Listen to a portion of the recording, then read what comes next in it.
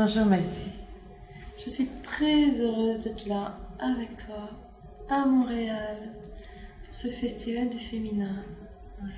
Et quand on en parlait un petit peu avant, tu parlais de ce pont, de cet arc-en-ciel que tu avais envie de faire entre, en tout cas, moi je le sentais entre l'Europe et le Canada, mais j'ai l'impression que c'est aussi tout autour du monde. Et j'aime beaucoup cette image-là.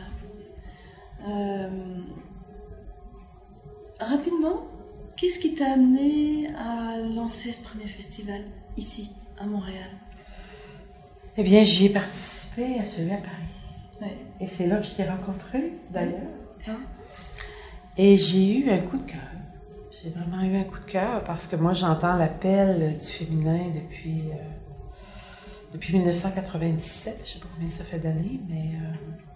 Et là, je me suis retrouvée avec des femmes qui l'avaient entendu à peu près à la même époque que moi et qui se regroupaient. Et pour moi, c'est devenu essentiel de créer ce festival à Montréal, d'inviter les femmes de la France. Je retrouve des sœurs, je retrouve des femmes qui enseignent la même sagesse féminine, qui ont leur propre parcours initiatique. Parce que je pense qu'on a chacun notre parcours, nos expériences de la féminité et qu'on les transmet aux autres.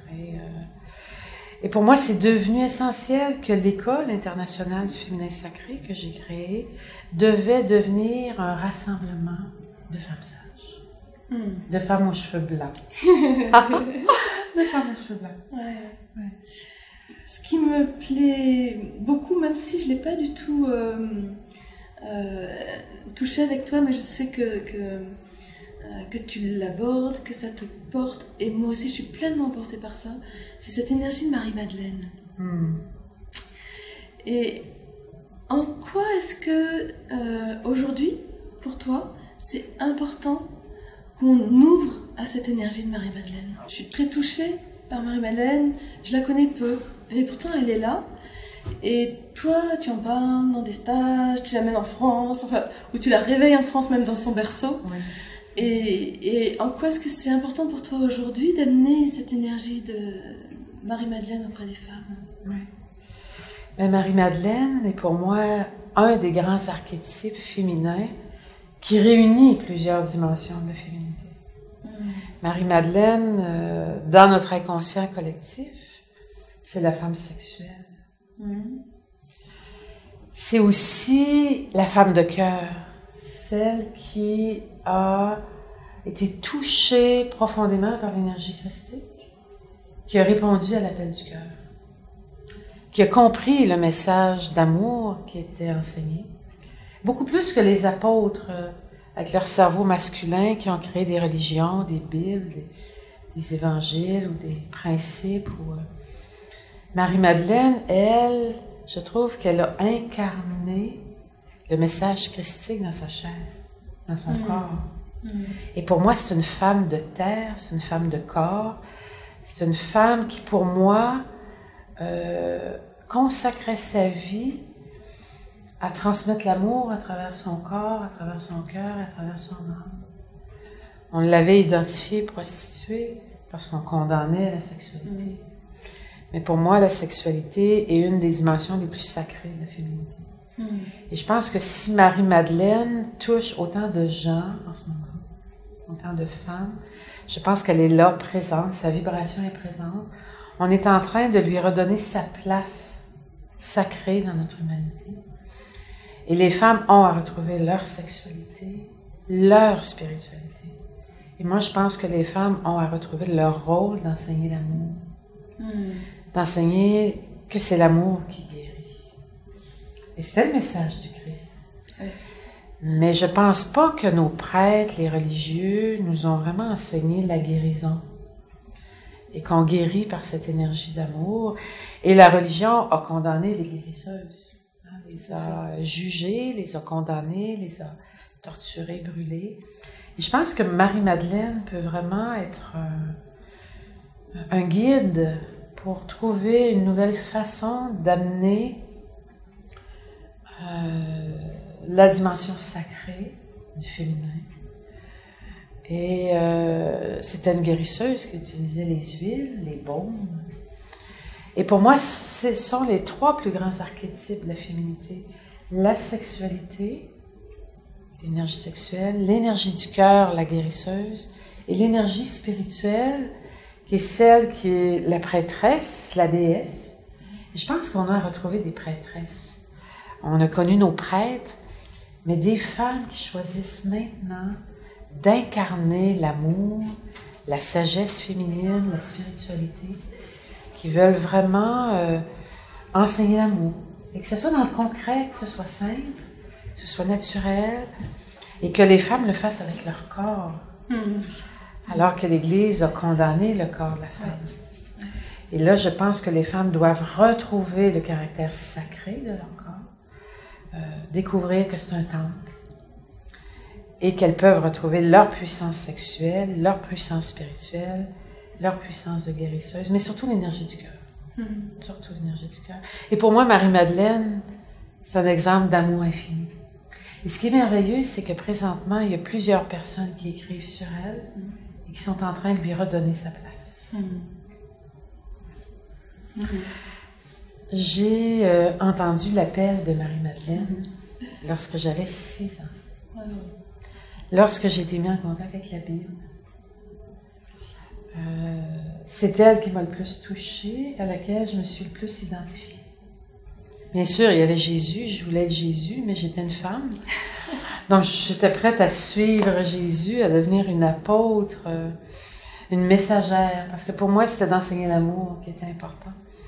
Et à 6 ans, je me sentais touchée, parce que je débutais un éveil de ma sexualité, et j'entendais la religion qui condamnait la sexualité. Et moi, je me suis tout de suite identifiée à Marie-Madeleine. Et c'était, non, moi, je fais l'amour avec les hommes pour les aider, pour les initier à l'amour. Que l'amour, ça peut se transmettre à travers le corps. Et pour moi, une prostituée, c'est une femme qui arrive à dépasser tous les hommes qu'elle rencontre et à leur donner un peu de tendresse, un peu d'affection, un peu d'amour. Moi, j'ai vu le côté lumineux de la prostituée. J'avais 6 ans. Et un autre appel a été le film Le Code Da Vinci, où quand on voit le tombeau de Marie-Madeleine à la fin, j'ai pleuré, pleuré, pleuré, pleuré. Je revenais à la maison dans l'auto, je pleurais encore, je pleurais. Et j'ai dit, oui, Marie-Madeleine, j'entends ton appel. Je suis prête à choisir la voie du féminin sacré, à enseigner l'importance de l'amour et à éveiller les femmes à cette mission qu'elles ont d'enseigner l'amour. Donc ça a été très tôt que j'ai entendu cet appel. Et j'ai choisi de me dédier, de me consacrer à cet appel du féminin sacré. Et du coup, tu accompagnes les femmes à, quelque part, à s'ouvrir à cette énergie de Marie-Madeleine, à aller retrouver cette source de cette énergie d'amour.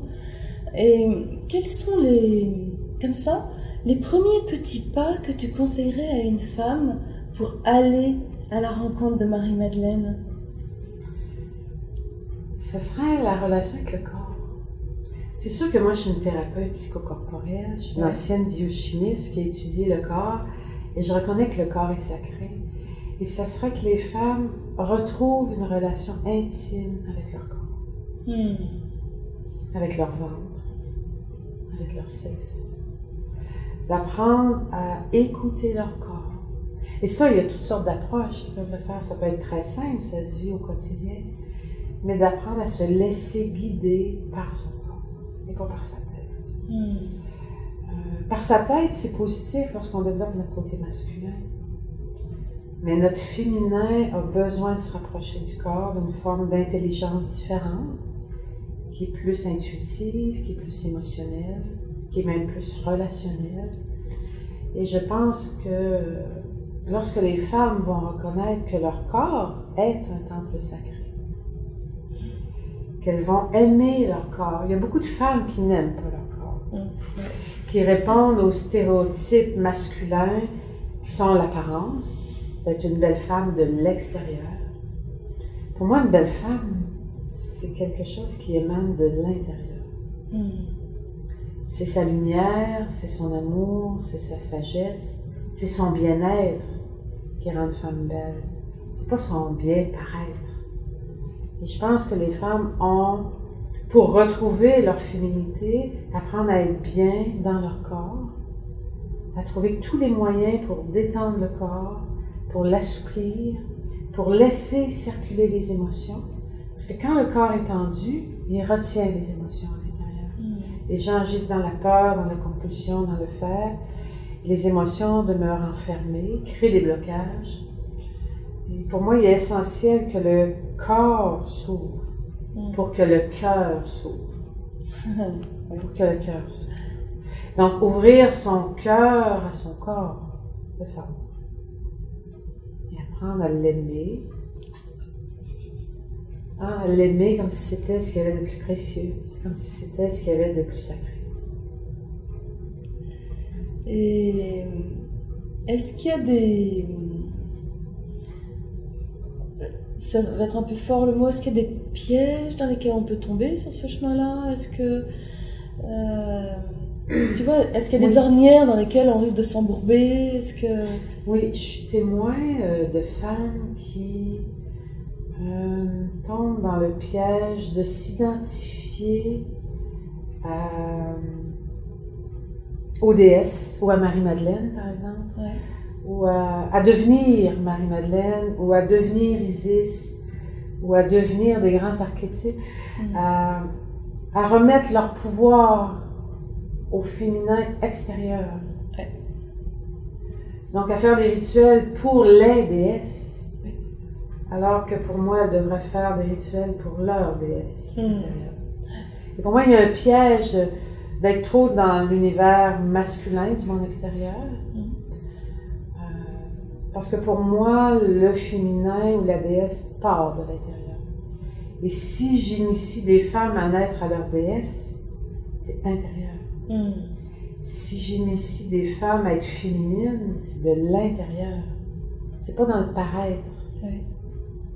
C'est vraiment d'être en contact avec sa grande puissance féminine et pas tenter d'avoir du pouvoir dans le monde extérieur.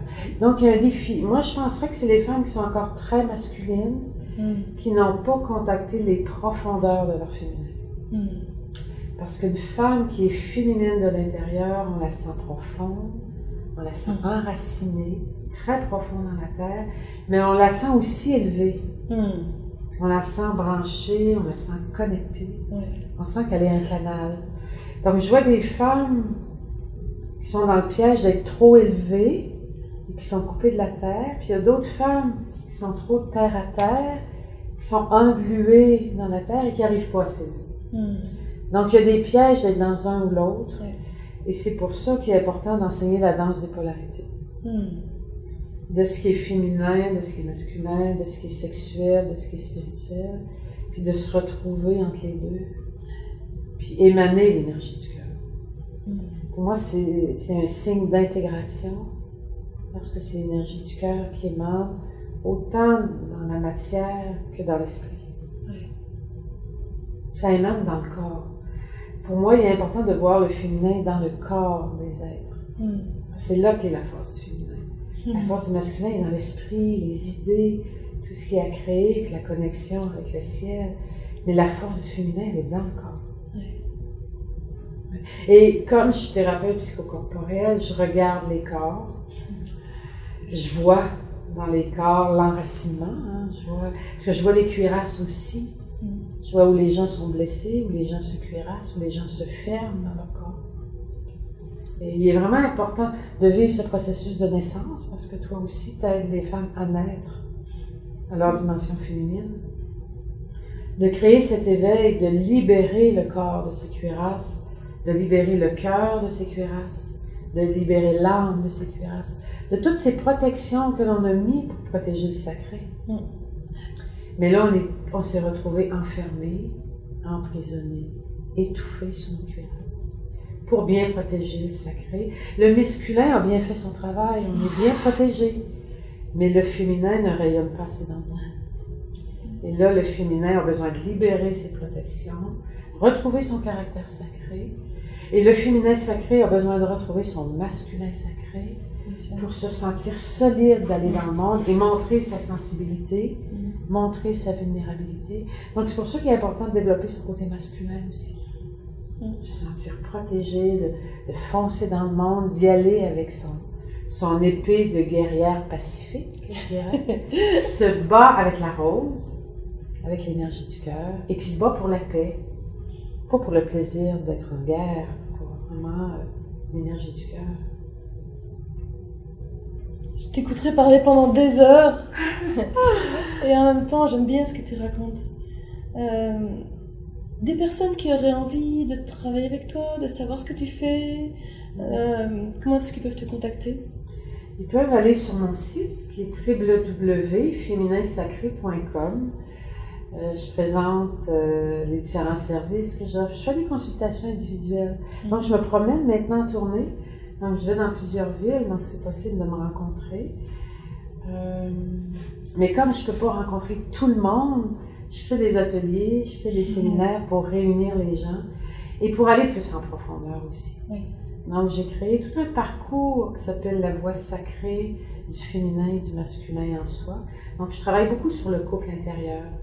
Je travaille pas sur le couple extérieur, aider les femmes et les hommes à se retrouver. Je travaille vraiment à aider le féminin et le masculin en soi à se retrouver et ça a un effet direct sur tous les couples.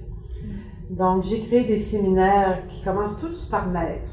Naître à sa féminité, naître à sa masculinité, naître à sa sexualité, naître à sa mission de femme ou d'homme, naître à sa créativité, naître à sa déesse, naître à sa chamane, faire naître ces belles dimensions de féminité.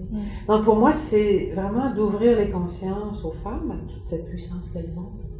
Et je souhaite aussi rencontrer des hommes qui entendent l'appel du féminin et du masculin en eux, parce que les hommes aussi ressentent l'appel de naître à leur féminité, à leur masculinité, et d'être initiés à la sexualité, parce que j'ai vraiment la conviction que c'est les femmes qui devraient initier les hommes à de la sexualité, et non l'inverse. Donc, et je débute une nouvelle formation aussi de thérapeutes qui vont travailler sur le couple intérieur. Parce que là, moi, j'ai vraiment l'impression que c'est une nouvelle voie d'évolution.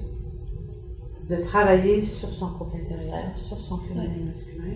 Et moi, j'ai des outils qui travaillent en profondeur. J'ai des outils qui travaillent sur le corps, qui travaillent sur l'inconscient et qui travaillent sur les mémoires que notre corps porte. Donc, dans nos vies antérieures, de femmes blessées, d'hommes blessés.